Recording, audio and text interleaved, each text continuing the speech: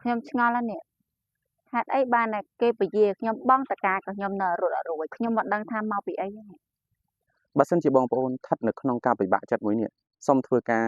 ស្ដាប់វីដេអូនេះឲ្យចប់ហើយបើត្រូវការដំណោះស្រាយភ្លាមអាចតាក់ទងមកខ្ញុំបានខ្ញុំមានដំណោះស្រាយជូនបាទប៉ុន្តែមុននឹងចូលទៅក្នុងសាច់រឿងប្រធានបទរបស់យើងខ្ញុំសូមការអនុញ្ញាតនិយាយអំពីប្រវត្តិរូបរបស់ខ្ញុំខ្លះៗសម្រាប់បងប្អូនដែលមិនទាន់ធ្លាប់ស្គាល់ខ្ញុំបាទឈ្មោះមានសវុតភរិយារបស់ខ្ញុំឈ្មោះឈើស្រីផាពួកយើងធ្លាប់ជាប់បំណុល$40000យើងបានខ្ចីគេដំបូង$5000នៅឆ្នាំ2015យកទៅបើកលក់ម៉ាស៊ីនត្រជាក់នៅគល់ស្ពានព្រែកសំរោងបាទអញ្ចឹងការចាប់ផ្ដើមអាជីវកម្មរបស់យើងហ្នឹងគឺបានតែមួយឆ្នាំទេក៏ខ្សែធនបិទអាជីវកម្មហ្នឹងទៅវិញនៅពេលដែលបិទអាជីវកម្មហ្នឹងក៏សល់បំណុលមួយចំនួនដែលយើងប្រឹងប្រែងរកស៊ីរហូតទៅដល់ឆ្នាំ2019គាំងខ្លាំងតែម្ដងពេលហ្នឹងគឺគាំងដល់ថ្នាក់រត់ចោលស្រុកបាទអញ្ចឹងយើងជាបុគ្គលម្នាក់ដែ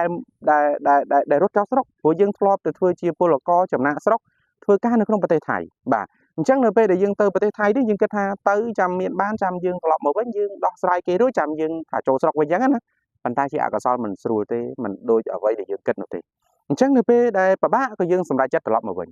នៅពេលដែលយើងត្រឡប់មកវិញក៏យើងទទួលបានការជួបជាមួយនឹងដុកទ័របំណុលគឺលោកគ្រូសៀសផល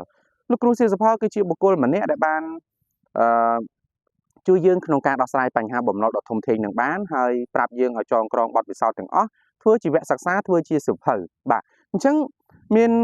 មនុស្សជាច្រើនដែលបានស្គាល់យើងយករូបមន្តក្បួនរបស់យើងនឹងយកទៅមើលយកទៅធ្វើក៏ទទួលបានដំណោះស្រាយបើបងប្អូនចង់ស្ដាប់ចង់ដឹងថាអ្នកទាំងនោះពិបាកយ៉ាងណាហើយដោះស្រាយបានយ៉ាងម៉េចបងប្អូនអាចចុចចូលទៅក្នុង link Telegram មួយដែលខ្ញុំបានដាក់សាកសីសម្ដីពិតៗដែលគាត់ធ្វើការបកស្រាយបាទអូខេបងប្អូនអញ្ចឹងត្រឡប់មកសាច់រឿងប្រធានបទរបស់យើងវិញដែលនិយាយអំពីការគេបានអនុគ្រោះឲ្យហើយបាទគេជួយយើងហើយគេឲ្យយើងបង់តកាប្រាក់ទេប៉ុន្តែយើងនៅតែគ្មានសមត្ថភាពក្នុងការបង់ត្រឡប់ទៅវិញបងប្រុសបងស្រីអ្នកទាំងអស់គ្នានេះគឺជារឿងសំខាន់មួយនៃបញ្ហាបំណុលបាទអញ្ចឹងខ្ញុំមកជួយបញ្យល់បងប្អូនពីចំណុចនេះគឺជាគេហៅថាខ្ញុំធ្លាប់ជួបដែរអ្នកឈឺដូចគ្នាបានយល់បាទបងប្អូនការខ្ចីបំណុលពាក់ព័ន្ធនឹងសមត្ថភាពបាទគេហៅថាផ្នែកហិរញ្ញវត្ថុផ្នែកអនុទានគេយល់ពីចំណុចហ្នឹងថាមនុស្សម្នាក់មានសិទ្ធិខ្ចីបំណុលប៉ុន្តែសមត្ថភាពក្នុងការបង់ត្រឡប់ទៅវិញគឺខុសគ្នាបាទអញ្ចឹងខ្ញុំសូមលើកផ្សារភ្ជាប់មួយរឿងឡានដឹកមនុស្សបាទឡានខ្លះគេដឹកបានច្រើនបាទឡានខ្លះគេដឹកបានតិចចឹងទៅសំណួរសួរថាហេតុអីបានជាឡាននោះគេតម្រូវឲ្យដឹកតិចឡានខ្លះដឹកច្រើនបាទអញ្ចឹងវាមានទម្ងន់វាមានការទ្រទ្រង់ឬគេហៅថាសមត្ថភាពក្នុងការបើកបរវាហ្នឹងហើយបាទអញ្ចឹងមានបងប្អូនមួយចំនួនទិញឡានតូចទេបាទប៉ុន្តែចង់ដឹកមនុស្សច្រើនបាទដូចខ្ញុំឃើញអ្នកខ្លះខ្ញុំធ្លាប់ជួបមួយបងប្រុសម្នាក់ដែលគាត់ជាតកង់ឡានដឹកអ្នករោងចក្រគាត់បាននិយាយប្រាប់ខ្ញុំថាសវុតឡានរបស់ខ្ញុំដឹកបានតែ30នាក់ទេអញ្ចឹងបើសិនជាខ្ញុំដឹកលើសពីហ្នឹងគឺធ្វើឲ្យមានបញ្ហាបាទអញ្ចឹងក៏គាត់បានបញ្យល់ប្រាប់ខ្ញុំទៅក៏ខ្ញុំស្ដាប់ទៅក៏យល់ថា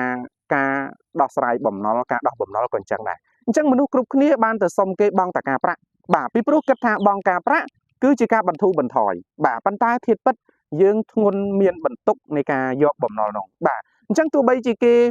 បន្ធូរឬក៏លែងយកការប្រាក់យើងមករយៈក៏យើងនៅតែតឹងដែរពីព្រោះទម្ងន់បានលើសបាត់ទៅហើយគឺចំនួននៃបំណុលអញ្ចឹងហើយបានជាមានការសិក្សានិងការវិភាគបំណុលយ៉ាងត្រឹមត្រូវទើបបានគេឲ្យយើងយកបំណុលហ្នឹងមកប្រើប្រាស់បាទនេះគឺជាន័យធៀបមួយដែលខ្ញុំ